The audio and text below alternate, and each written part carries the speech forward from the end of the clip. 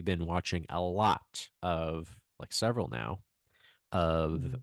the films of Japanese director Sion Sono. When I was in college, a friend of mine gave me a Blu-ray of his movie Love Exposure, which is a nearly 4 hour long movie because it was his favorite movie. So he gave it to me to watch. Mhm.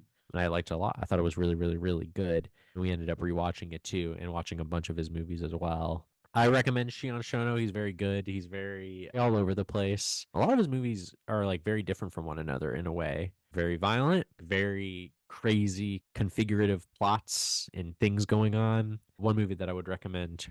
Love Exposure is considered his masterpiece. It's like almost 4 hours long. It's very good. One movie that I would recommend for everyone is Why Don't You Play in Hell? It's one of those movies that's about making movies, sort of. So it's like about these filmmakers who want to make a movie and they get involved in kind of like Yakuza business where they have to make a movie for them essentially. And it becomes very violent and ridiculous and over the top. It reminded me a lot of like Edgar Wright movies in a good Really? way. Edgar Wright isn't like one of my favorite filmmakers, but I would recommend that one. I also like Hazard and Suicide Club. Those are really good too. But yeah, like I don't know, his movies are kind of all over the place. They have all kinds of different things, but they do have similar ideas and themes at the heart of almost all of them, which is the sense of identity in terms of who you are as a person and what you want to be and being connected to yourself. Mhm. And also, he seems to be very interested in and comments a lot about like culture of repression in Japan.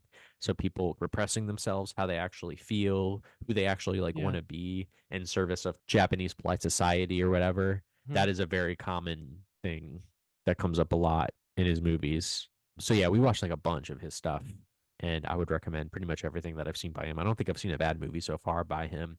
He's one of those guys who's very Wow. prolific. He's got a lot of them.